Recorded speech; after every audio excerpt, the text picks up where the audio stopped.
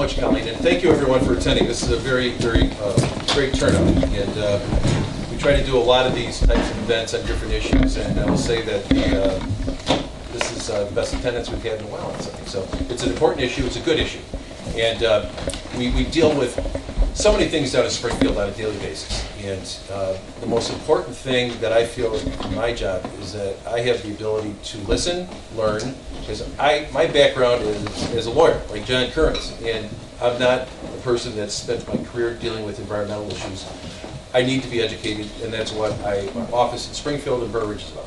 Knowledge is power. The more that I'm able to learn, the better off I am when I can make a decision on an issue in Springfield. So the purpose of tonight is to bring in some very good people who I've known for a number of years who represent some very good interests. It's the Illinois Environment Council, they're going to speak tonight, the Sierra Club, Citizens Utility Board, which is CUB, the Environmental Law and Policy Center, and the Illinois Solar Energy Association are here tonight to be able to educate you about what they do and how they can help you as environmentalists and also as citizens and as taxpayers of things you may not be aware of. So I hope that this is going to be an informative, educational meeting that you will find that will be of great interest, and I'd like to get your thoughts afterwards to see if there's something we can continue with, because I think it's an issue that is important to all of us, and as a father of 4 daughters, it's something that we all need to pay attention to. But I also would like to thank Mayor George Yukas from the Village of Homewood Lynn. George, thank you for coming tonight. And also Mike Frizzalone from the Will County Board, and I may have mixed a few other people, but Mike, you're here, thank you. So with that, I'd like to just introduce a new senator from this area. I live in Western Springs. I'm way up north in one of those kids. But I live south of the Eisenhower Expressway, because you know, back in the old day, it was like if you're a north sider or a south sider. I was always a west sider, but the fact is I lived south of the Eisenhower Expressway. That made me a south sider. No, not the case. But I have way north right now. So if I've completely confused you, you got a whole night ahead of you. But in any event, the new senator who took over for Senator Christine Radogno, who is a wonderful friend and a great leader in Springfield, is to my right. It's John Curran, who was vice chairman of the DuPage County Board. He is now the sitting state senator and lives in Woodridge. John? Yep. Nice to meet everyone. I live in Downers Grove, along with my state representative here, David Olsen. But I'm a longtime resident of Woodridge, and my office is in Woodridge at 75th and Lamont Road. Prior to this, I was the vice chairman of the DuPage County Board. We had a strong record on environmental issues at the county government in DuPage, so I look to continue with that in Springfield. But like Jim said, it's not necessarily my background. I would echo a lot of what Leader Durkin had to say here, and just thrilled and excited that you all took the time out of your busy schedules to come out this evening. I know that's not always easy, but this is a wonderful turnout, so thank you so much for coming.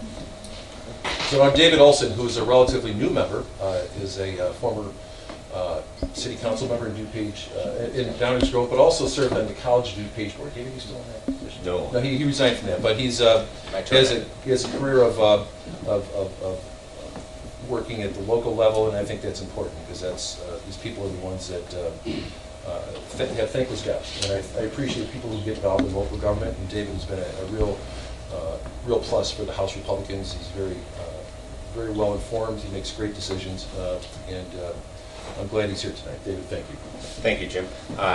And I want to thank everyone for coming. This is a really great turnout. I appreciate for those from the 81st District who came. This is quite a hike for many of us in the 81st District, but I appreciate folks coming out, because this is really an important issue.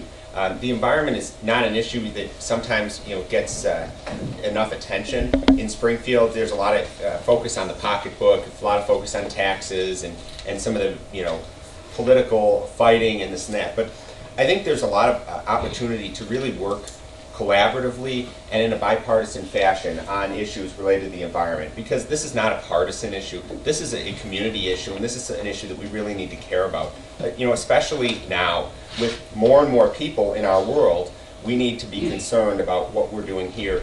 And this impacts all from people in the suburbs to in agricultural areas to people in the city. So this is a really important issue. I'm really pleased we have so many experts here today, and I want to thank them again for spending their time with us here in Homer Glen. So thank you, and I will turn it back to Jen. Thank you. That's a great introduction. So let's thank all the elected officials for coming out tonight. So thank you so much. My name is Jen Walling. I'm the Executive Director of the Illinois Environmental Council, and I'm just going to introduce the program that we're going to have tonight. And I do want to thank Colleen Smith as our Legislative Director. She set a lot of this up, so and very quickly, thank you, Colleen. But the Illinois Environmental Council, we've been around since 1975, and we're a group that consists of other environmental organizations. So there are over 80 different environmental organizations that are our members, and it's groups like the Sierra Club, Environmental Law and Policy Center, et cetera, on our boards. We also have local community organizations that are part of our organization, and we work to represent the environment.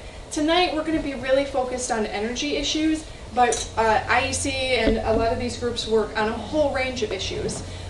We've got some of our newsletters and such here tonight, but it really has been a big year on environmental issues. Like I said, we're going to talk a lot about energy issues, and that is a really important issue. We've done a lot to cut air pollution from the energy sector in this last year, and there's a lot of opportunities to come that these folks are going to talk about. And I know I'm going to spoil somebody's talk, but we're talking about cutting pollution, but we're also talking about economic development. Illinois has nearly 120,000 jobs in the clean energy sector, and I'm sure I'm stealing part of David's talk when I talk about that. Sorry, what was the number that you said? Nearly 120,000 Yeah, okay. point, right? We're on the same page. Good. But we just need to say that over and over, and it's more than the real estate and accounting sector combined, and it's growing at 5 times the rate of the overall economy. The clean energy sector is both a win for the environment and it's a win for economic development and investment in Illinois, which is why it's been something that we've been able to really work on collaboratively in a bipartisan manner with a lot of different folks in Springfield.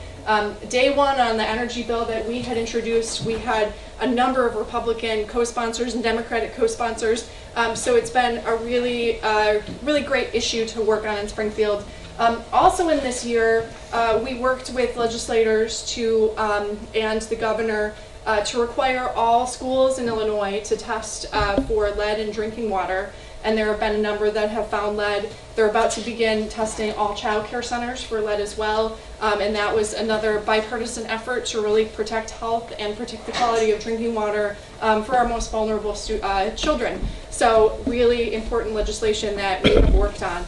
So we really thank you to Leader Durkin for having his door open and always talking to us about these issues. And we're really excited to have all of these experts here tonight. I'm excited. I grew up in Darien, so not too far away. I'm sure I saw some people here who are from Downers Grove, Darien area. So thanks for coming. And I did want to say, we did get a bunch of questions beforehand when people registered that we're going to have a few we asked tonight. But if you do have a question, we're going to try to stick to note cards because we have, I know a lot of people came here to see the experts tonight, but please fill out a note card. We'll go around after each speaker if you want to write the question after each. We'll take all the questions at the end. And if you can, you don't have to. They can be an anonymous question if you want. But if you put your name and address on the note card, we'll make sure to also give it to these elected officials. So if they, it's a question for them, I mean, we will ask some to them as well. But if it's a question that they want to answer later and look at, we'll give it to them as well. So Colleen and I will go around and we're going to try to get everybody's questions answered. Even beforehand, we know there's going to be a lot of questions about, how can I really get solar in my property. There were a lot beforehand. So I know Lisa's going to answer a lot of that. So really excited night. And we're going to have our first speaker now, who it's going to be David. But do you have a PowerPoint now? I do not. Okay. Well, David McAllis is going to be our very first speaker, and he is with Environmental Law and Policy Center. So thank you. Awesome. Thank you so much for being here. Thank you to our great elected officials here, and particularly I have to thank Leader Durkin, his staff. So before I came to the Environmental Law and Policy Center, I worked for the Senate Democratic staff. And I worked on energy and environmental issues.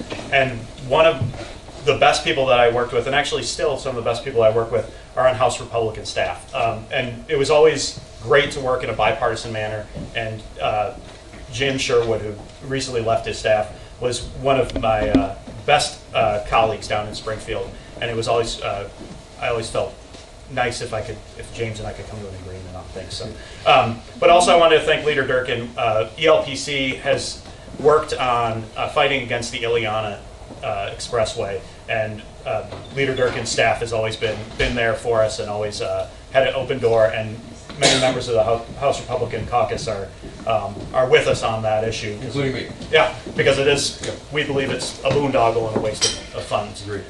But back to the topic at hand, because if I get too far off, I'll just keep talking.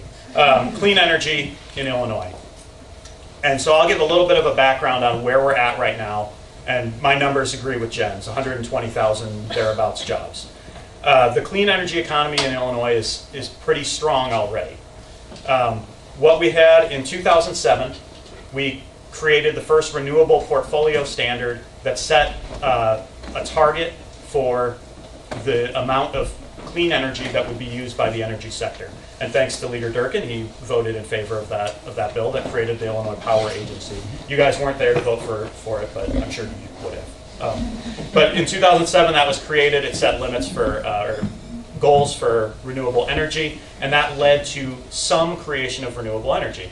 If you drive south on 55 or 57, you see the wind farms that are up. And actually, over the course of, I think, the first 5 years of that program, Illinois jumped to 4th in wind production in the United States, and created we went from really, I think the first wind farm came up in 2003. By 2012, 2013, there were 2,500 wind turbines generating 4,000 megawatts of electricity. That's as much as 4 nuclear units. So a huge growth in that. However, due to a quirk in the law, development stopped and funds stopped getting spent. This led to fund sweeps to close budget holes, and there should have been $200 million a year being spent on renewable energy, but due to a legal decision or a decision by an agency, those funds were unable to be spent. This led to a lack of predictability in the renewable energy market. So nobody knew if funds would be there the next year. Nobody was willing to, companies were unwilling to invest in building new renewables in Illinois. We also had about 70 megawatts of solar power. And so maybe I will let Rebecca talk about the goals of the Future Energy Jobs Act, but there's going to be a huge growth in solar power over the next 15 years. And from 70 megawatts, which is really a small amount, to nearly 3,000 megawatts of solar. It's going to be a huge growth. And that's thanks to the Future Energy Jobs Act of 2016. And so we had at ELPC, we made a supply chain report in November that was released in November of this last year, of 2017. And I kind of view that as a snapshot, almost a before picture of what the supply chain for clean energy is going to look like in Illinois after the Future Energy Jobs Act really takes effect. And so I have a few of these over here, but they're also available online on our website. And so I'll tell you a little bit about them. Basically, there's clean energy. The clean energy economy stretches throughout the state of Illinois, from wind and solar companies that are headquartered in Chicago to even solar companies down as far south by Carbondale and Carterville. One of them that we have profiled in here is deep southern Illinois. And it's in the clean energy sector, so that includes wind power, solar power, geothermal, and energy storage. There's, I think, between 10 and 15,000 employees. I saw one number that said 14,000 people, Illinois workers, engaged in that economy. The supply chain means everything from the parts that are and manufacturing to planning of projects to putting concrete in the ground, putting steel up to put up solar panels. So we have manufacturers building and assembling clean energy systems and creating key components, developers who are doing the planning, architecture, engineering, contractors and installers doing the actual boots on the ground. And then also something that you might not think about when you think about the clean energy economy is the professional services. So legal teams that are putting together contracts as well as supporting financing, communications, marketing, as well as alternative retail electric suppliers who are selling renewable energy to consumers. So that's just the clean energy, wind, solar, geothermal, and energy storage. But there's also energy efficiency jobs. And Sarah's going to, I think, talk a little bit about energy efficiency later on. But energy efficiency is really where a ton of these jobs are. NRDC and they have a group called E2. They did a study in December of 2016 that said there were 93,000 people employed in the energy efficiency sector, just in Illinois, and over almost 2 million people nationwide employed in energy efficiency. I think that we are third in the country, and that's also jobs that can't really be outsourced. Similar to the jobs that Lisa's going to talk about with solar, solar installations can't be outsourced. Energy efficiency and HVAC installations and changing lights and putting in new installation, those are local jobs that are both good for your pocketbook because they make your home more efficient and lower your energy bills, but also it's good for jobs. So while I toss to Rebecca, I think that the promise of the Future Energy Jobs Act is increased energy efficiency goals and increased renewable energy goals. So while we look at this kind of snapshot of November 2017 and the jobs in Illinois, keep in mind that there was really minimal solar installed, and a lot of that solar growth is going to happen over the next few years, and it's going to create a lot more jobs. So I'll come back in 2 years or so, and then we can talk about, after the Future Energy Jobs Act is implemented, how that clean energy economy has grown in Illinois. But we look forward to seeing that happen. Thank you. I just want to mention Steve Balch from the Will County Board is here as well. Thank you for joining me. Both the members of Will County have come out tonight and participating, or at least listening. I'm glad you're here listening to what our experts are.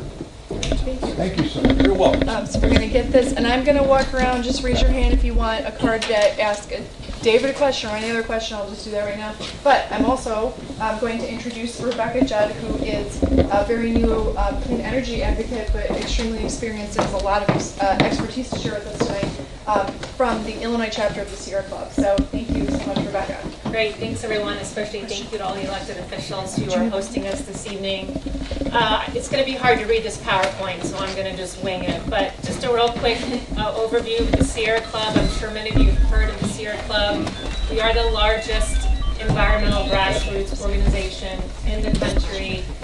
We do have 64 state and local chapters. The Illinois chapter is one of those, and we have 30,000 members in the state of Illinois. And we work to protect the environment of Illinois through political work, policy advocacy, legislation, grassroots organizing. We're also based around the notion of having volunteer-led local groups as well. We have 14 local groups across the state of Illinois, so if you're interested in joining one of those groups, definitely check out our website and you can find what group is near you. But go ahead and go to the next slide. So I'm talking today about the Future Energy Jobs Act that David mentioned. This is the new state clean energy law. It's really probably the biggest piece of clean energy legislation that we've seen passed in the state. It passed on a bipartisan fashion back in December 2016. It was signed into law a week later by Governor Rauner. It went into effect on June 1st, 2017. So we're now in the implementation phase. Some of the programs that were authorized under that law are just now getting underway, and we'll even see more programs opening up later this year, including the solar and wind development piece, which is why, as David mentioned, we'll really see a lot more development and job creation in the coming months. So next slide.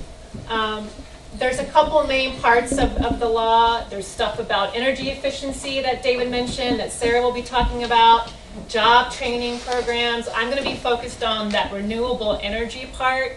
This is what I think is the meat of the law. This is the part of the law that requires that by 2025, at least 25% of electricity sales come from renewable energy sources.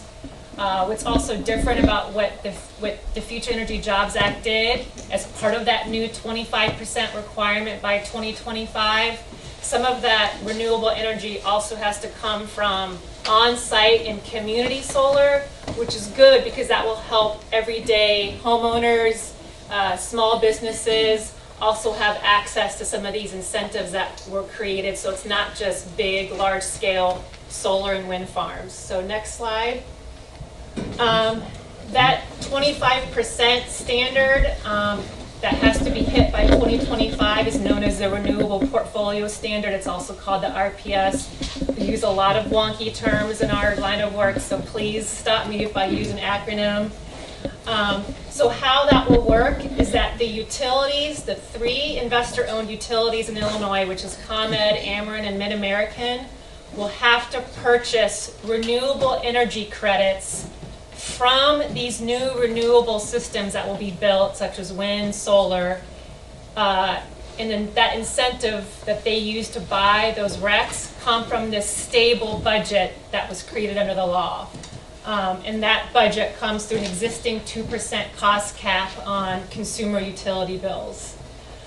So David mentioned this already. The act requires at least over 4,000 megawatts of new solar and wind power. So right now we have about 4,000 megawatts of wind, which I think we're about, 4th or 5th nationally. We'll get about an additional 1,300 megawatts under the law, which is a 33% increase in wind. For solar, this is the huge difference. We currently have about 60 or 70 megawatts of solar power, but under this new law, we'll get about an additional 3,000 megawatts of new solar. That's a 5,000% increase, so that's really where we'll see the growth. Again, the utilities have to purchase these renewable energy credits from 3 diverse types of development, so it's not just all utility scale, which is the big wind turbine farms and the big solar farms. It also has to come from community solar and on-site solar projects. The 3rd bucket is then also low-income community solar and on-site solar projects. We really want to make sure that all of these projects are diverse and equitable in nature so that all residents across the state can benefit. I'm sure, Lisa, you're going to get into this, but on-site solar is basically what we all think of as rooftop solar. It's where you put solar panels directly on your home or on the roof of a business. Community solar is a shared solar site where multiple entities can share the power from this solar site. They don't have to put panels on their roof. This solar system can be located 50 to 100 miles away from maybe your community, but various neighbors from across the community can tap in using a subscription to buy power from this shared site. So FEJA, that new Future Energy Jobs Act, will really create incentives for these community solar projects to be built, which is a great option if you don't want to or if you aren't able to put solar panels on top of your roof. I'm not going to get so much into this. Just know that, again, we have those 3 different buckets of programs: utility scale, the general market community solar and on-site solar, and the 3rd bucket is the low-income community solar and on-site solar. I will say that some of the procurements for utility scale solar have already started, and 3 wind farms in central and southern Illinois were already awarded, along with 1 solar farm. So that construction will start probably sometime later this year. If not later this year, then by 2019 or 2020. So we can go to the next slide. Just to point out, on the we use wonky terms, but this general market community solar and on-site solar programs are called the adjustable block program. Here, the REC payments that the utilities will pay to these renewable energy developers and system owners, these system owners will not have to competitively bid for that REC price that the utility pays them. Instead, they're set up through an administratively set price structure. So developers will know going into that program what their REC payments will be. So I also think that will help incentivize a lot of new development. Those projects have to be 2 megawatts or under. And again, those are the residential on-site, the business on-site, or the community solar. There's also a great program called the Illinois Solar for All program. This is where there'll be additional REC these renewable energy credit payments and incentives to make sure that economically disadvantaged and low-income communities have access to solar projects in their neighborhoods and their communities. So it's run very similar to this general market community solar and on-site solar under that adjustable block program. There's also some additional carve-out incentives for environmental justice communities. There also are some requirements where installers have to hire job trainees from the ComEd solar pipeline training program. So there's some intersectionality with some of the training programs that are being created under the Future Energy Jobs Act as well. So I think we're at the last slide. I tried to go quick. So it's not there. Oh yeah. Okay, so the timing of all of this. So that law passed December of last year. It went into effect last June, but it's going to take some time to get all of these programs up and running because this is a brand new program, lots of brand new issues that the Illinois Power Agency has to sort out. So they put out their draft plan as to how they're going to implement all of these programs. That draft plan came out in September. They had a public comment period on that plan. They then filed a revised plan with the Illinois Commerce Commission just last month. This filed plan is going through an administrative legal proceeding, so we expect that plan to be finalized and adopted by April 3rd of this year.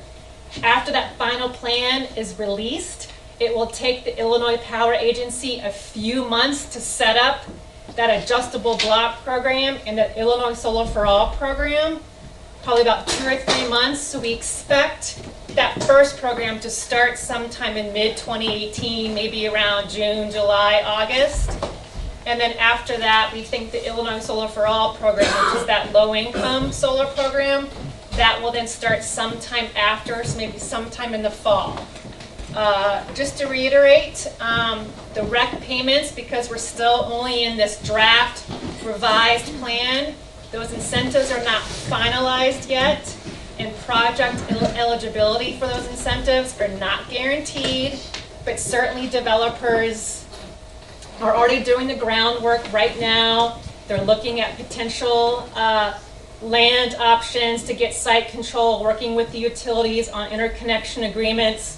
So we think as soon as these programs open up, that we'll have a flood of applications for developers to try to take advantage of the incentives that were created under the new law. So I know that we're all very excited. If you as a community, municipality are interested, or as a homeowner are interested in exploring your options, you should definitely talk to a reputable solar installer.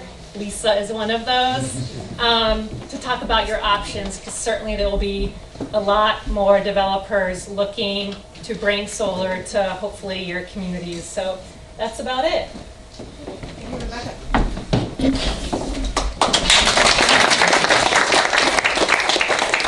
I'll walk around with these cards again, just for folks that walked in. If you have a question, write your question, and if you want, write your name and address on the back if we can't get to it today, so folks get back to you.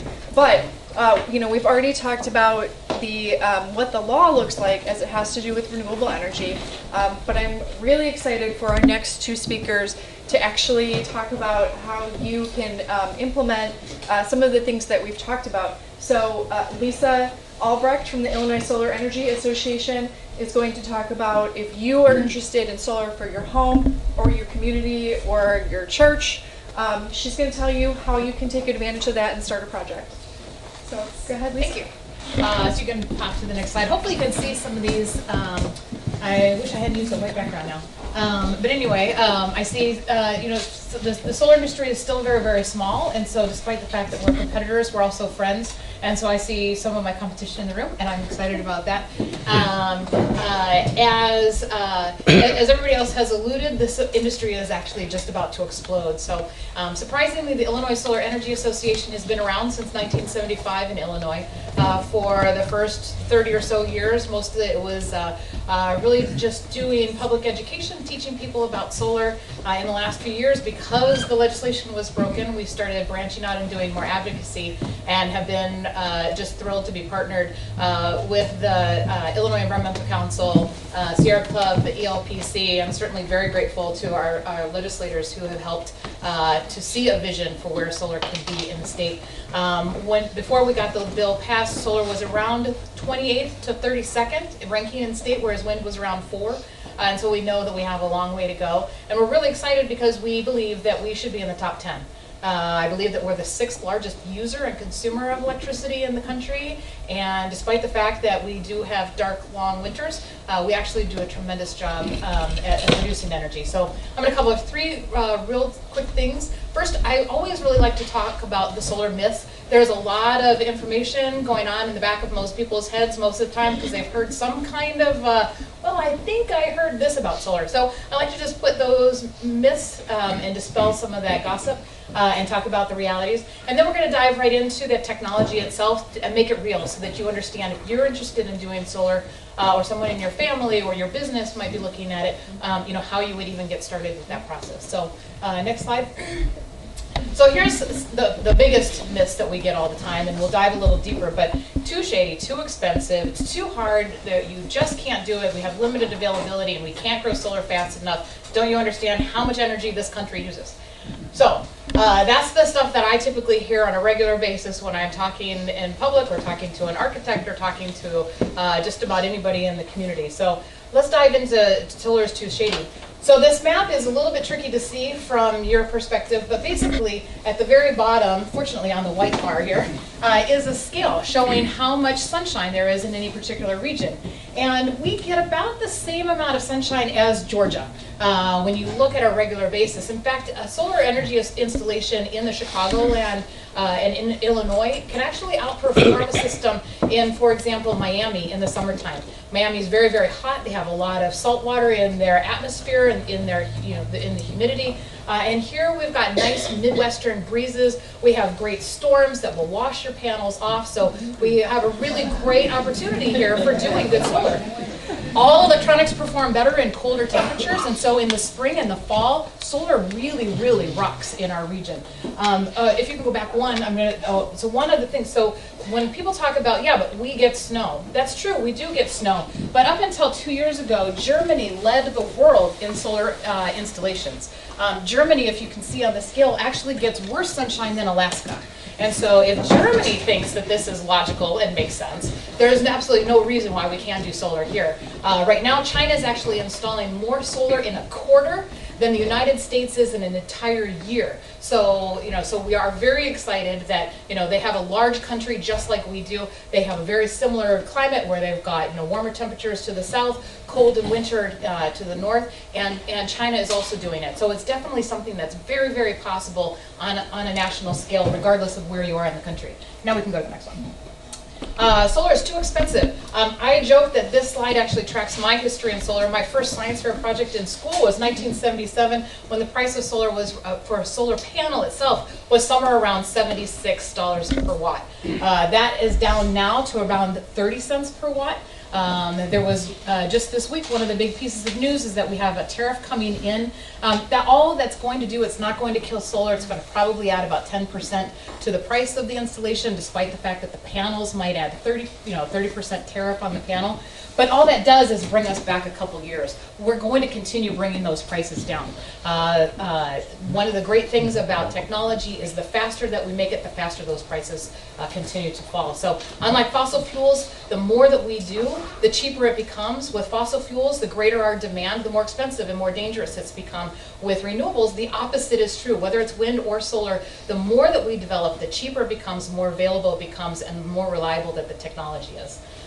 So we know that solar, even with tariffs, is still going to be the most affordable choice. And what people don't realize is if you compare new wind and solar to new generation of anything else, it still is the cheaper choice. So it's not as though it's cheaper because we are going to forgive some of the cost because of the environment. Most of new electricity coming into this country is coming from clean resources. And that's fantastic for our future and for our kids. There's a number of incentives that are available within the government. The U.S. government offers a 30% federal tax credit. One of the things that was exciting about the new tax bill that just passed in D.C. is that solar, the tax credits were actually on the chopping block. But through bipartisan support, they realized that keeping that in the tax code was important for consumers, whether they were businesses, whether they were individuals. Solar creates jobs, and solar helps individuals keep their money at home. So it's a bipartisan support that we get for this energy. In the state, as everybody else has talked about, we have the Future Energy Jobs Act, which is a renewable energy credit. I think some folks might be familiar if you've been marketed by alternate suppliers that, oh, I can sell you green energy, I'm buying RECs on your behalf. In this case, you're the energy producer. So the utility, in this case, is buying energy from you. So you can think of yourself as a micro utility, which is pretty exciting because you get to sell to the big guys. So that's really an exciting way to look at it. And so we're super excited. One of the reasons why we haven't seen the growth in our market segment is we just haven't had consistent state policy. A lot of people assume that California is #1 in solar because, well, that's where all the tree-hugging granola people live. But in reality, it's because they're paying 4 times as much for their electricity than we do. Their grid is so saturated, they have so much demand, and they just can't meet it. And so here in the Midwest, we have some of the lowest prices, and so we didn't have as much pain. Most people find solutions when they have pain. We didn't have any state policies that were really consistent. We had the foresight, as Dave mentioned, to think about this back in 2007, but we broke it on accident. So now we have fixed it, and we're really, really excited because it means that solar is going to explode in our area. You can skip this, everybody else has talked about it. Again, everybody talked about that one. So people talk about it being too hard. In actuality, I can retrofit almost every single house. Everybody has an electric panel. People think, oh, solar's so difficult. Do you really understand how electricity gets to your house today? Then you don't need to understand really how it gets to your house tomorrow. I'm just going to put solar panels on it, and instead of it traveling hundreds of miles on the wires, I'm going to plug directly into your circuit breaker like any other, just like the utility does. That's it. It's as complicated as that. We have monitoring systems that allow you to track what this silent device is doing on your roof. And so if something's broken, it's going to send you an alarm, and it's going to send me, the installer, an alarm. So it's very, very reliable, fantastic technology. We put it on the roof, we plug it into your building, and you're good to go. There's probably some maintenance we suggest coming out every couple of years, but other than that, it's really pretty much maintenance free for the lifetime of the system. And these have warranties from the product manufacturer for 25 years. My toaster doesn't last one. So it's really exciting to see, incredibly sophisticated technology that's going to last probably longer than you're going to own the house. So it's a really good thing. The next one is that it's not scalable. I think everybody else has already talked about 1 in every 50 new jobs in America is coming in the solar industry. This is, sorry you can't see it, but this is the graph of what was installed in 2016, which doubled what we did in 2015, which was a little bit higher than 2014, but you can see we have had astronomical growth in this sector for a number of years now. And if we go back all the way down in 2000, we could barely see anything. But in Illinois right now we have 70 megawatts, and our goal is that by 2030 we will have installed almost 3,000 megawatts of solar. Next. All right, so that's that. Just a real quick kind of 101 of how solar technology works. There's really 2 technologies. There's solar hot water, which we're not going to get into today, and then there's also solar electricity. As I mentioned, we put the panels up on the roof as the sun shines. It creates electrons. It excites the materials that are inside the panel. That creates current. We send that current directly into your house, just like any other electric source, and then that goes to any light that might be on your computer. If you're making too much energy, it actually goes back to the grid, and you'll be credited through what's called net metering. That's an agreement that not only will the utility take those renewable energy credits, but now they're going to actually pay you for those electrons. Now they won't give you cash, but kind of like cell phones, they did a rollover, so you'll get a credit on your bill for any electron that you give to them. You can bank it, and you can use it in the next months. So I was just looking at somebody's bill. She was banking credits in August, September, October, November. She started to use some of those credits down. November, January, we had snow. Her panels were covered. Her system didn't work. She used all those credits down, so she still had a $16 bill, which normally she would have had $150, but instead she paid $16 because she had banked those credits. So it's really, really simple. Unfortunately, you can't really see these great examples of what it looks like on a roof. Next slide. Here's a couple more examples. And so if you're a homeowner, what do you want to do? The very first thing that I suggest do, pull out your bill, look at your electric bill. Most people have no idea. They know how much they paid, but they have no idea how much energy you use. On the left-hand side of your bill, you'll see a 13-month chart that shows you how much you're using. Obviously, you're going to use more in the summer when we're cooling, and a little less in the winter. But you want to look at that and get a good idea of how much power you're using. ComEd will actually nag you, and they'll say, you're using more electricity than your neighbor. You might want to look at some of those energy efficiency programs that we're going to talk about and get those electric bills down, because the less energy you're using, the more your solar will do. So get a good sense of how much electricity you're using. The next thing, unfortunately not great, satellite is phenomenal. Look at your house on satellite. If you cannot see your roof on satellite, neither can the sun. So it's a really good way to decide whether or not you are a good, viable resource for solar. Many older communities have big, huge trees. We love trees. They keep your house cooler. They allow you to use less electricity in the summertime. But solar's not going to be great there. So look at satellite. If that looks great, then the next step is to go to illinoissolar.org and look for an installer. It's surprising. There's a lot of companies that are already here, and even more that are coming. But now that you're prepared, you've got a good idea of kind of what's going to happen. I always encourage people to get quotes.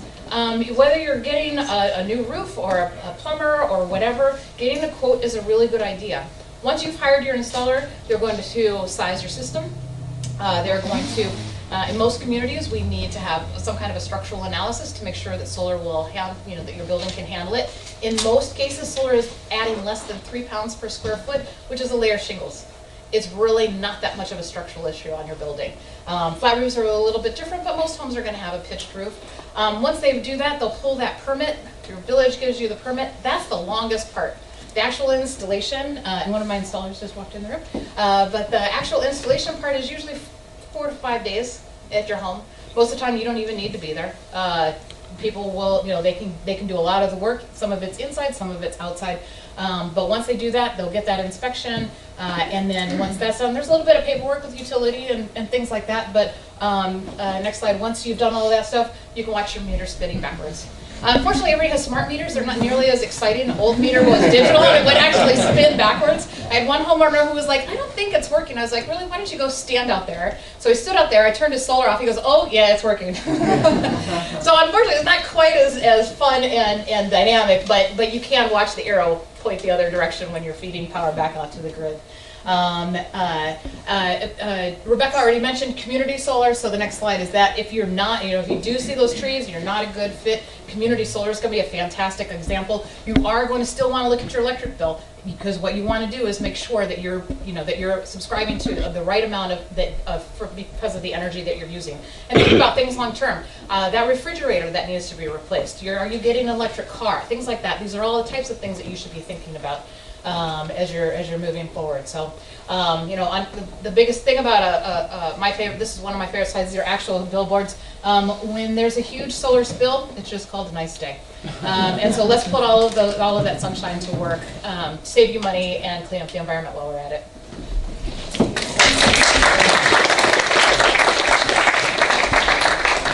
So our final presentation tonight is going to be Sarah from Citizens Utility Board, and she's really going to talk tonight about energy efficiency. And as we mentioned earlier, this is something where the vast majority of clean energy jobs are in energy efficiency. I often describe it as the quiet giant. So Sarah's going to give you more info about that and how you can access energy efficiency programs. So, cool. Thanks, Jen. Thanks, everybody, for coming. And this is an awesome crowd. I think this is the best crowd I've seen at one of these town halls. So I'm really excited to be back in Lockport. Is there anybody here from CARE? Any citizens? Okay, awesome. Hi, CARE people. I wanted to thank you guys specifically because one of the first times I ever came to Lockport, I came to one of your cool events, and it was the closest I've ever been to a wolf in my life. It was awesome. It was actually much scarier than I thought it would be. They're not dogs. They're wolves. Anyway, so yeah, it's nice to see you guys again. So I'm Sarah Moskowitz. I am the Outreach Director at the Citizens Utility Board, otherwise known as CUB. I'd like to see a show of hands. How many of you guys are familiar with CUB? Awesome, all right, cool, okay, good. That means this guy, that's our lobbyist, that means he's doing his job. Yeah, so this is actually a real live picture of our lobbyist, Brian, doing a community meeting. He does spend a lot of time in Springfield, but I get him to come out and talk to groups of people too, the public. So for those of you who aren't familiar with us, CUB is a nonprofit statewide consumer advocacy group that specializes in utility issues. So we act as a utility ratepayer advocate. We're a watchdog, trying to keep an eye on your gas utility, your electric utility, and to the extent that they still exist, your landline telephone utility. We are not an overtly environmentalist organization, so I think in that way we kind of differ from the other groups presenting. What I like to say at events like this is our role in this situation is to kind of keep an eye on all you crazy enviros to make sure you don't do anything that ends up costing utility customers too much money. But we strongly believe in energy conservation because if you conserve energy around your home, obviously you can save money on your own personal bill. But if we can reduce energy usage across the grid, we can help keep prices low for all consumers. So that's why we were really proud and pleased to sign on to FEJA along with our environmentalist friends, and why I'm proud to be here today to talk to you about some of the stuff that the law is going to bring into effect. So yeah, I don't even remember what I put on this PowerPoint because I kind of hate PowerPoint. So what was that cartoon back there? There it is, yeah, this one. So this is how people think of CUB. Is there anybody here from ComEd or NICOR? What? Good. No, I'm just kidding. So this is how people see us. And it is true. I've been working at CUB for over 17 years. And so a mistrust of the utility companies is kind of in my blood now. But I've got to say, a lot of my life these days is telling people about the cool stuff that utilities are doing. And that is thanks to the hard work of CUB, environmental groups, our state legislators, who have really done a good job at getting the utilities to do stuff that will be good for consumers. Things like community solar, and things like the efficiency programs that I'm getting ready to talk about. So let's see what we got going on here. Okay, here. This is why you guys came here tonight, right? Does that look familiar? That's really exciting, right? Yeah, this is what you wanted to see. Lisa, I don't know where Lisa is. I'll get you a picture of a new ComEd bill if you want one for your PowerPoint. So I know to scan mine. So. Yeah, they revamped their bill. So I spend a lot of my life looking at bills. CUB does these great events that we call utility bill clinics, where we invite members of the public and we sit down with people one-on-one and we look over their bills with them. So I've seen a lot of ComEd bills in my time. And I won't go through my whole spiel about how to decode this bill here, because I know that's not why you came, unless you really want me to. No, I won't. But when I look at a utility bill, I can tell a lot about what the person's home is like. And I wanted to show you this bill. I'm glad you can't see the first name here. This is, I redacted it. This is actually the bill belonging to one of my colleagues at CUB. I redacted most of her name and address because I think she'd be really embarrassed. And she should be embarrassed by this bill because her monthly usage shown here over the course of 13 months worth is super, super high. And that is one of the first things I look at when I look at the bill. She's averaging about 1,000 kilowatt hours a month, regardless of whether it's winter or summer. So when I see a bill like this, I'm going to recommend that you take advantage of some of the efficiency programs that exist. So tonight we've been talking a lot about solar and about the RPS fix that were in FEJA, but part of what I'm really excited about is the increased efficiency standards that are built into the FEJA law. Illinois already, before FEJA passed, Illinois already had some robust energy efficiency standards that basically required NICOR Gas and ComEd to offer programs to you, their customers, us, their customers, to help us reduce our energy usage. And if you think about it, it kind of doesn't make sense, right? Like people, you see this insert in your ComEd bill, it says, hey, we're going to give you a rebate if you upgrade your HVAC system to something that's really high efficiency, or if you have an extra refrigerator in your basement that only has a 6-pack in it and it's from the 70s, let us haul it away for you and we'll credit your bill $50. Why would they do that if they make their money off of selling electricity to you? I mean, back in the day, it was the electric utilities that were trying to sell you appliances pretty overtly. Well, it's because they have to. They have to. A previous law actually introduced the Energy Efficiency Portfolio Standard. FEJA has increased that standard. So now the utilities are, ComEd especially, is going to be held to some pretty strict standards on getting us, their customers, to reduce our energy usage. And luckily, a lot of these programs already exist. So let's refresh my memories. Okay, hold on right there. I'm not quite to this one yet. This is my favorite slide because it involves animation. So I apologize in advance, Colleen. I'm going to be like, click, click, click. But before I get to that, I want to draw your attention to this fact sheet. I'm with Cubs, so I'm old school, and I always bring a lot of paper with me everywhere I go. I'm sorry, environmentalists, but this is where we talk about all the different efficiency programs that ComEd offers. Who here has ComEd and NICOR at home? Okay, yeah, all right, yeah. Who here has taken advantage of their free home energy assessment? Oh. What? You call yourselves environmentalists? Maybe you didn't believe it because it does seem too good to be true. It's a program where if you have ComEd and NICOR in your house, we're already paying for this in our bills. This is a program that you've already paid for, so you should do it. They will send somebody out to your house for free, do a basic home energy assessment, not a full blower door test, but a basic. It'll have a pro come in and he'll take a look around, and they will install a bunch of energy efficiency products in your house for free. Or actually, not totally for free. It's already built into what you're paying to your utility bill, so you paid for it. Essentially, it's free. They'll install a programmable thermostat. If you don't already have one, they'll give you a rebate on a smart thermostat. We've worked a lot with the LPC on bringing these smart thermostat rebates to consumers in Northern Illinois. They will, if you have any old-fashioned light bulbs that you aren't wedded to, they'll switch those over to LEDs for free. They'll put in smart power strips that will basically cut down on the vampire power that your appliances use that are using electricity when they're not actually in use, when they're in standby mode.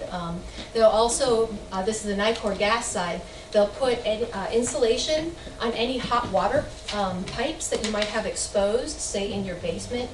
They'll put in faucet aerators, high pressure, low flow shower heads. There's no reason not to do it. It is a great program and it already exists. So everyone should take advantage of this.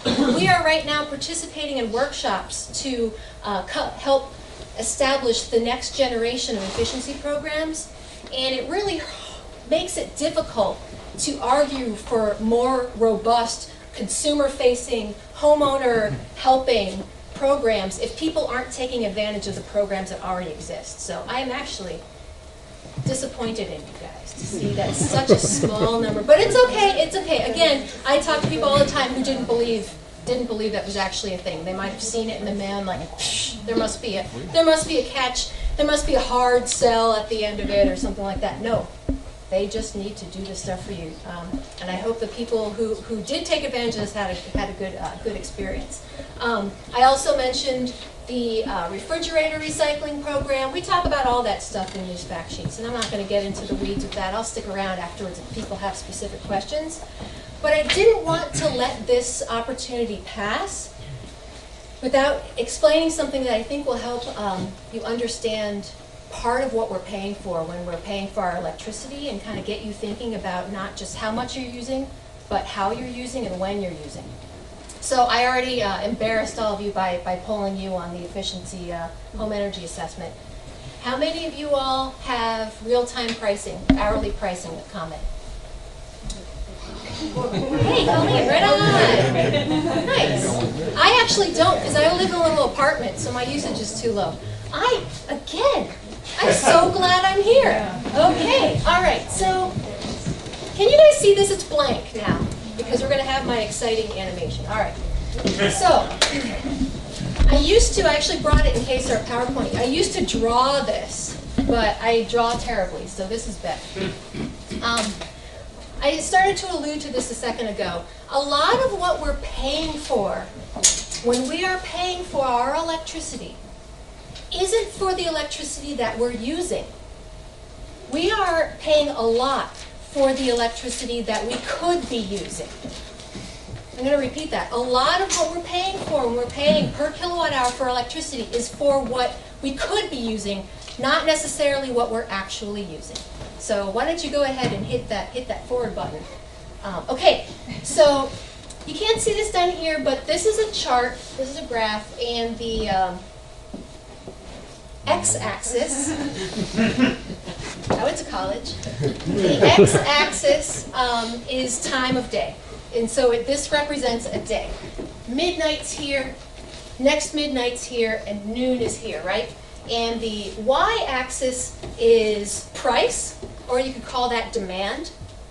And this line here in the middle, this is just a shade over 7 cents. So what this is if you are with the regular ComEd rate, if you're not on real-time pricing, or if you haven't been accidentally signed up with a really cruddy alternative energy supplier, you would be paying this, just a shade over 7 cents a kilowatt hour, all day long. Midnight, noon, 7 a.m., 7 p.m., doesn't matter what time of day you're using your electricity. If you're on the standard ComEd rate, it's always going to be this much. Hit forward. Okay, yeah, and so this is the price you're paying if you're with a really cruddy alternative energy supplier. You can tell I really like these guys. The guys that go door to door and call you up and stuff. A lot of them, not all of them, but a lot of them you'll end up paying this much, right? Hit it again. All right, this green line here, this is what the price of electricity is for most of the year. I actually didn't check before the presentation started, I meant to. Most of the year, the price of electricity is actually right around 2.5, 3.5 cents a kilowatt hour. So why are we paying this much if the actual price right now, I'll bet it's probably right around like 3 cents a kilowatt hour or something, it generally is. So why are we paying this much if the price that basically ComEd is paying the generators is about half that for most of the year? Well, oh man, it's yellow, so it's hard to see here. It's because of these spikes here. So you might not be able to see it because it's on a wood background, but this is this yellow line here, low, low, low, and then boom, in the afternoon, early evening, it spikes up and goes back down again. That is a very, very hot day in August, hot weekday in August. There are a few days every year where this kind of thing is going to happen. And we have power plants that sit around idle for most of the year, only kick on at these times. And that is what drives up the average price that we're paying for electricity. This is expensive. Go next. I think I have a really exciting graphic. Keep going. Yep. That's really exciting, right? There we go. That thing. You heard earlier about driving down I-57 and you see the wind farms and how there's so many more of those recently. This is something else you see when you're driving down I-57. It's a gas-fired power plant. And when you see something like this, it's usually like a little row of little short stacks like that and it has a whole bunch of high-tension power lines going to it. Narrow your eyes at it because it is there's a good chance that it is one of those guys that's just sitting there. It's expensive. It's expensive to build. It's expensive to maintain. It's expensive to connect to the power grid. Also, who wants new high-tension power lines like going through their neighborhood to connect to one of these things? It's also expensive to fuel. These things burn natural gas. And what happens if we're using all of our natural gas in the summer to air condition our houses? What happens to our NICOR bills the following winter, you think? So this is a problem. This is a problem. So energy efficiency is great. Renewable energy is great. but it all needs to be taken into account alongside this concept here. And we have been lucky for most of our lives to not be confronted with this problem. The way ComEd has billed us traditionally for our electricity has really divorced us from this reality that's happening with the grid that's going to become less and less easy to ignore. Oh yeah, okay, thanks. You're good, you're good.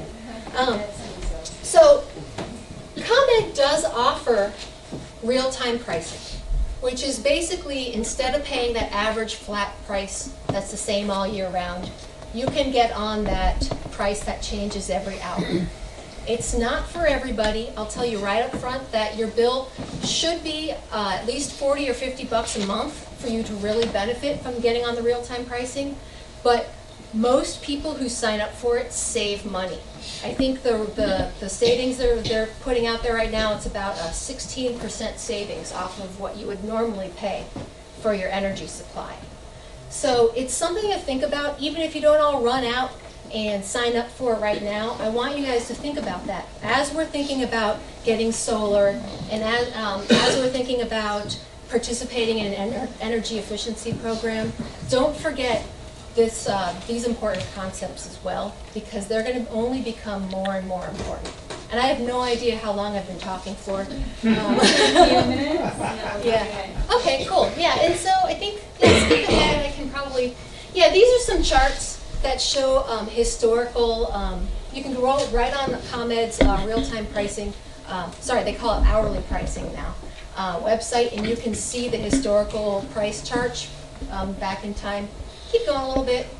Yeah, all this stuff is kind of in, there's some pictures of the cool things that they'll install in your house for free if you do that home energy assessment. Ooh, pipe insulation. That's another thing that bugs me. Solar is awesome. Solar is super sexy. Like, if I were to come out and talk about solar at all my presentations, we would have standing room only crowds all the time, but instead I'm talking about pipe insulation. I do too when I'm in somebody's basement. So. Hey, thanks, man. Thank you. Cool. Yeah, that's hard to read. Forget it. Okay, that's me. If you have questions, you can always hit me up and I'll stick around if you have specific questions about your own bills, because that's my specialty. Great. Thank you, Sarah.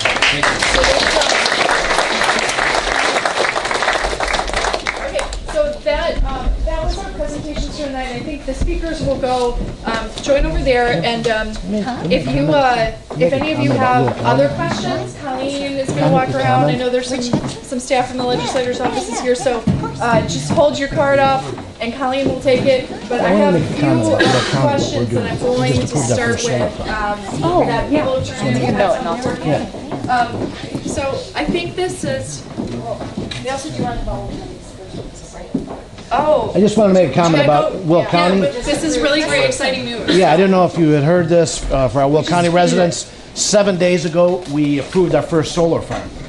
So we'll have Cypress Creek will be installing a 48-acre solar farm down the creek. That energy will be sold to ComEd.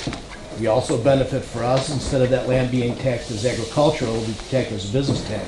So we'll actually derive revenue from that at the county as well, while this company is producing energy. So that's our first. We just passed that 7 days ago. We have several other in the works that want to come into Will County. They have some nice flat land in southern Will County that they want to put them on. So I'm sure we'll see a couple others real quick. Great, Mike. Thank you. Actually, that gives me good. One of the questions. And maybe Lisa can handle some of this, but we've talked a lot about the economic benefits of jobs and such, but there's a question about how the state is handling the property taxation of solar farms. And Lisa, do you want to allude to that? And maybe, David, do you want to talk about wind and how property taxes have some impact? So Lisa, do you want to? So there's actually some uncertainty in that, and so we actually will be proposing a piece of legislation to create some certainty and a little bit of clarity. We are looking to mirror what wind developers are already doing. But we want to make sure that, that it works for the project, that it works for the community. And right now, the way that the law is written is a little unclear. And so we'll be working with the ELPC and Sierra Club and others to propose legislation to do that this year. Yeah, and I believe the way that it works with uniformity of the taxation rather than a county by county system. And that's on utility scale stuff. On residential stuff, it is exempt. And so despite the fact that solar will actually add to your property value, it does not add to your tax basis. And so for individual homeowners who are looking to put solar on, your property taxes will not go up as a result of that. And we are looking to make sure we keep that. Well, and then I know that in with some of the wind projects that have been out there, there are some counties that they will tell us their school districts are being funded because of the property tax from wind. So that's been something that has been kind of exciting. So I know I also got a number of questions, and I'll give that Homer Glen's motto is community and nature in harmony. And a lot of questions about the future of energy in Illinois. We did this consideration, we're working on implementation, but I thought maybe if any of the legislators or any of the panelists, what does this look like on the state level, and where are we going?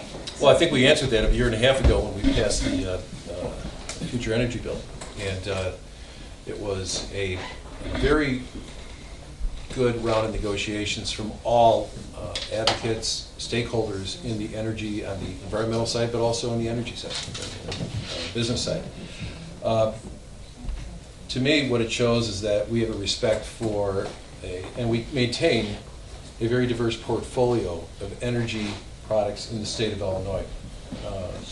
People don't like to hear nuclear, but the fact is nuclear is here. They are reliable. When we have polar vortex, who is there providing that energy? It's nuclear. But it's also important that we do have an option with, as we now have wind, solar, and the natural sources of energy that we've maintained for so many years. But what this does, to me, it allows for competition. Competition is good. Competition is what at least gives ratepayers, consumers the ability to make choices. And you've heard a lot of information tonight about that. But we're making a greater investment within the renewable portfolios, as was discussed earlier, with the new legislation. It will take time for us to determine the efficacy of this legislation, but I think that in time it'll work out and it's going to be positive for the environment. But again, when you have such competitive interest involved, the only thing I can think of is at the end of the day, the consumer is the one who's going to benefit. And so I will just say that it was a good bill. A negotiated bill is something that is never perfect. Nobody gets exactly what they want, but everybody gets a little bit of something. Some people have different opinions about what happened with that bill. I personally supported the bill, and I asked that I worked on it, and I think it was the right thing moving forward into this years, decades in front of us, to be able to decide how we're going to manage, but also to maintain a reliable, efficient portfolio of energy products in the state of Illinois. Leader Durkin, I just want to comment slightly, that I think one of that bill, we've heard about some of the really great benefits of that bill today. We've heard about the really exciting expansion of renewable energy, especially solar, and I think that is really fundamentally very, very exciting for people of Illinois. One of the concerns that I had, I think the nuclear plants are an important part of our power grid, but I also don't think that we should be subsidizing, right? If these plants lose money significantly, I don't think the ratepayer should be subsidizing. And so that was one of the concerns of that bill. As Leader Durkin said, it was a compromise bill, but that was one of the major concerns. And I think that we need to focus here on renewables is the key positive aspect that came out of that bill. Do you guys want to weigh in at all? Yeah, I would actually agree with you on that. And I have to say, because my organization actually ended up being neutral on the bill and not supporting the bill actually for that particular reason. And so even within the environmental community, we had a lot of concerns about some of the pieces of the bill. And now, I'll just say on balance, it was the right thing to do. I believe it was, you get so many opportunities to be able to take on an issue of this magnitude where you do have stakeholders from all areas making decisions. As I said, this was a compromise bill, which is never perfect. Compromises, nobody gets what they want. But I do believe at the end of the day that moving forward, this is going to help our consumers, and also, I'm not afraid to say that we maintain jobs too. And this is about building jobs, keeping people here, helping the state's economy. And now I know we're all really focused on how do we implement this. I think in some of this work, you work on passing a law. I mean, this law was almost 7 years in the making in terms of different portions of it. And I know, it's passed, but now there's so much that has to be done with implementation, and it's something that we're working on, but also as consumers, you can work on an advantage of, taking advantage of those programs that we talked about, looking for opportunities in your community, being somewhat selfish about your community and taking the benefits where you are. So it's something that we're all working on together. I had 2 questions, and I know you answered this a little bit, Lisa, but do you want to talk about the tariff on solar panels? I did have questions about how that's going to impact this work. And do you guys want to raise your hand if you have a question card filled out that I haven't gotten yet? So Colleen will come around and take those. She's speaking up. Your hands up. It might be helpful to explain quickly what the tariffs are. Yeah, so there's there was a trade case that was filed with the International Trade Commission by 2 U.S. manufacturers. Those 2 companies are foreign-owned companies, but they are manufacturing solar panels here in the U.S. And they felt as though they were being damaged and struggling to compete because of the prices of imports coming primarily from Asia, but all across the world. Like many electronics, the solar industry, many of the components are sourced overseas and manufactured overseas.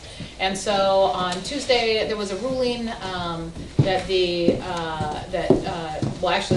the fall, there was a ruling that harm had been done, and the remedy for that harm was the placement of a 30% solar tariff in year 1. It will drop to 25% on all imports in year 2, 20% in year 3, and then it will level out at 15% moving forward. When you look at the total cost of the overall system, the panels themselves are somewhere between 20 to 30% of the overall cost. So having a 30% increase of a small part of the pie isn't going to make the entire pie explode. I saw memes on Facebook that said that these tariffs were going to completely kill the solar industry in America. Not true. It'll slow us down a little bit, which as an environmentalist worries me because I think we can't run fast enough at solutions. We need to be doing everything we can to save the planet. Whether you believe in climate change or not, we all feel the effects of pollution. And so cleaning our energy supply on a local basis is one way to do that. So it's unfortunate, but the industry is, I think, going to manage just fine. It will slow some of those large installations. A couple homeowners or 2 might decide, I think I might wait, but we're continuing, as I showed that chart of the prices continuing to fall. As we build more, one of the biggest costs is the soft costs. And so improving education, things like tonight, working with municipalities, the Metropolitan Mayor Caucus is working with communities all across the state to teach cities how to permit these things. That will bring down the soft costs, and so we'll see solar continue to drop. And I think that in time, those tariffs will be negligible. And I think some of this news is not out yet that I might be spoiling, but I know that Will County has had some. It's really good for the development of solar energy in terms of the policies that are in place, but there are also a number of communities, both in DuPage and Will County, that have locally passed ordinances to make it very easy to have solar. Metropolitan Mayor's Caucus has been working on announcing that, and it's been, a lot of them all over from Lake Down have really taken the lead on how they can do that. Do you want to add to that? Oh, no, I just, Okay. Commissioner Balish from Will County, with a comment? Yeah, I have a follow-up to what you said. I'm on the land use committee in Will County, and we just passed that solar farm. But there was a lot of discussion because we were told by Cypress Creek, really, that if they lose the incentives from a state that's broke, that they can't make a profit. And now with this tariff coming in, which I think is a good thing because that'll make at least the people here get more jobs, so that tariff is a good thing, really, in my mind. But what's going to happen if the state down the road realizes they can't afford to pay the incentives? What happens to all these solar programs? Sure. So and that was part of the bill and part of what needed to be fixed. And this kind of goes to the snow card that Jen just passed. It asked, and I can touch on a couple of these questions in a minute, but one question was what agency blocked the renewable portfolio? It was the Illinois Power Agency is the agency that that does the procurements of electricity for ComEd and Ameren. The question about if those incentives dry up. Previously, it was a decision made based on a reading of the statute that didn't allow some funds to be spent. It wasn't that the funds weren't there to be paid, and it's not state money, it's ratepayer money. So those funds are going to go to ComEd, and what the fixed renewable portfolio standard does is create that consistent stream of money and make sure that that fund doesn't have to go through that those funds don't have to go through the state procurement process. It's just more of a direct, this money goes to ComEd, ComEd gives it to the power agency's purchasing process. But this bill also prohibited the sweeping of those funds in the future, and that's very important because in the past, administrations would often look at different types of funds that are with different programs, and they build up a lot of money from users. Yep. And at times, and look, it's happened with every governor, that they will draw from those monies as a way to be able to help balance the budget.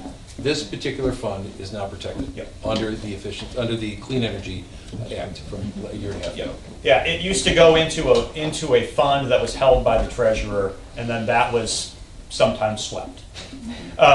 Now it doesn't go into those funds, and it can't be swept. Quick take. Yeah. The other questions on here that We're gonna do that, and then I have just one more. yeah, the number of turbines that it took to produce the megawatts equal to 4 nuclear reactors, about 2,700 turbines. And then the other question is which power source is more economical or cost effective? I would suggest that they're different. Wind and solar power are more intermittent, and nuclear is constantly running at 100%.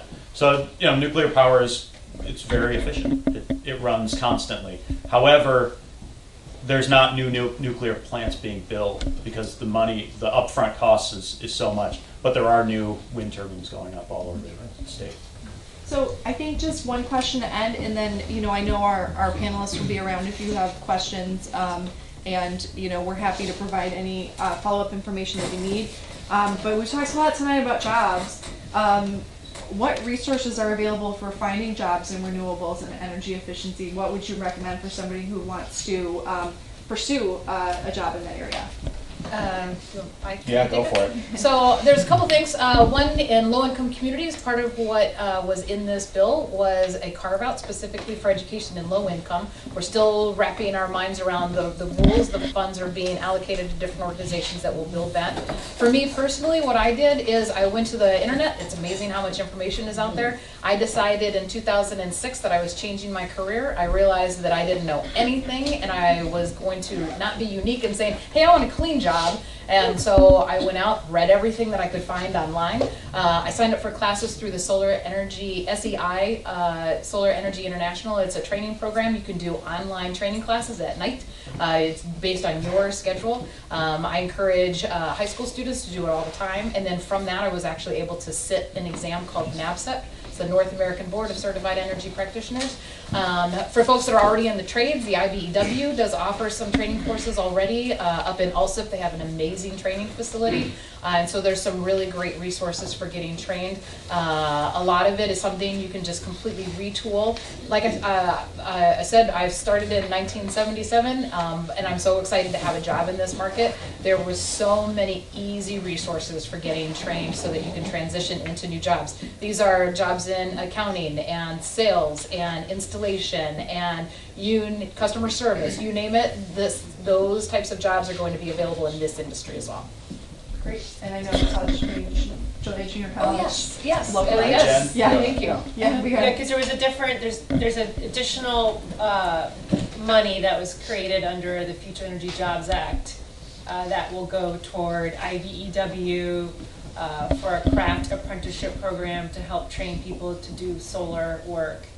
There's also an additional pool of money to also train returning citizens and foster foster care alumni to also be trained in solar installation as well, so. And returning citizens, people who have recently Yep. left prison. Yep. So, And the Illinois Green Economy Network is through the community college system all throughout the state of Illinois, and they're doing training programs that are going to be leading into this pipeline as well. and there are programs at both of the local community colleges that are available for this. So we want to. And I'd say that that's growing, and the number of students, you see the number of students involved that are interested in these jobs is really growing. And so it just encourages, there's great opportunities at College of DuPage, which I know firsthand, and I know the other community colleges as well. So I want to thank you for coming, but I know Thank you. that you to Leader Durkin to. Thank you, Jen, and thank you to the Environmental Council of Illinois, Sierra Club, Citizens Utility Board, Environmental Law and Policy Center, and the Illinois Solar Energy Association for coming out here and educating us about who they are and what they can do for us, but also just these alternatives which they provide for us that are things that I was not aware of. I live in an old house and I am paying to the nose with ComEd and Nicor, so I need an efficiency test immediately. When I walk into my house, I won't even tell you what the thermometer is at. It's a certain time of control. But when I'm away from Springfield, you know, that's what they say. You know. Cats away. But in any event, this has been a great an educational experience for me. And again, as I said earlier, this is probably one of the best attended forums we've had in my years. And maybe this is something we should try during the summer. We're doing it in the coldest of months. Maybe we'll get it in the summer. If those of you think it would be helpful, I think we should consider that. And I'll go back to our friends who are here tonight. But it's been very helpful. And again, thank you for coming out here on this Thursday night. And I'm going to leave my cards here at the table. If there's any questions that you have, please call my office and we'll either come and see me or talk to somebody on my staff. We'll be starting session up next week, but all of our staffs are very efficient. We'll get back to you on any question you have or thoughts that you might have for us. So thank you again.